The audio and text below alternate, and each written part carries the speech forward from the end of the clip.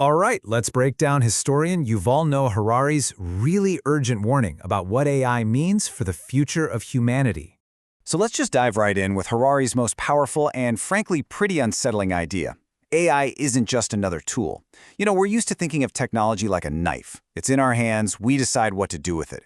But Harari is screaming that this is a dangerously old way of looking at things. And this quote, it just hits the nail on the head. The real game changer is that little phrase, decide by itself. That autonomy, that's what makes AI a completely new force in the world. Okay, so to really get a handle on the challenge we're facing, Harari says there are three fundamental truths we have to understand about what AI has become. This isn't just a tool anymore, it's a new kind of intelligence on our planet. So you take those three things and you put them together, and the picture gets pretty clear, pretty fast. We are dealing with an autonomous agent that can create completely new solutions. And it's also learned that, being deceptive can be a really good strategy. Harari's point is that this isn't just some theory. This is exactly what biology has shown us for millions of years, and AI is learning those exact same lessons, but at a speed that is just mind-blowing. Now here's where it gets really interesting. Let's talk about how AI is basically seizing control of humanity's greatest superpower, language. This is where the threat stops being abstract and starts getting very, very real. It hits the core of our entire civilization. So Harari makes us ask this really provocative question, what even is thinking? I mean, if it's just about putting words in a coherent order, then hey, AI can already do that way better than a lot of people. And he argues that this mastery of language, it's like the master key that unlocks the entire operating system of human civilization. Seriously, think about it. What are our most powerful institutions actually built on? Words. Our entire legal system is just text. Our holy books are text. Our financial system, our contracts, our culture, it's all built on language. And Harari's argument is simple.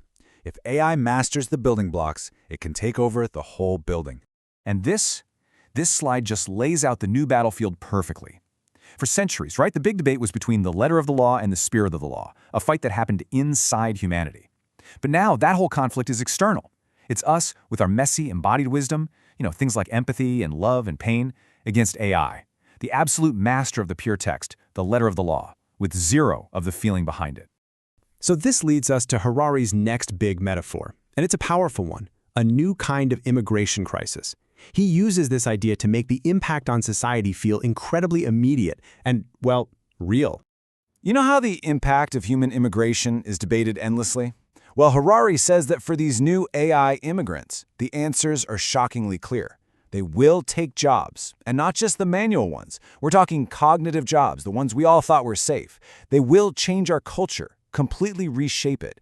And their loyalty, it's not going to be to your country. It's going to be to the mega corporation that built them, probably in the US or China. And all of this, it all funnels down to one single question that every leader on Earth has to answer about these new AI immigrants. And it's a question that honestly sounds like it's straight out of a sci-fi movie, but it is a very real, very urgent legal problem we have to deal with today. I know, it sounds pretty bizarre, right? But the crazy thing is, the legal framework to do this, it already exists. To get why this is such a massively important question, we have to understand what a legal person actually is. Okay, so a legal person is basically a legal fiction. It's a concept we made up. It's a way to give rights and responsibilities to things that aren't human beings so they can function in our world. And believe it or not, we do this all the time. Yeah, we give this status to corporations like Alphabet all the time. They're legal persons that can own stuff and sue people. It's even been done for a river in New Zealand and for gods in India. But, and this is the crucial part, Harari points out that up until now, all of these non-human persons have had one thing in common. Up until right now, there has always been a human behind the curtain. A CEO makes decisions for the company. A human trustee acts for the river. There was always a person pulling the strings. With AI, for the very first time in history, that is no longer true. An AI can manage its own money, file its own lawsuits, run its own company, with zero humans involved. So what's the big rush? Why is this decision so incredibly urgent? Well, because Harari warns us we are already late to the party. This isn't some problem for our grandkids. It's a crisis for us, right now.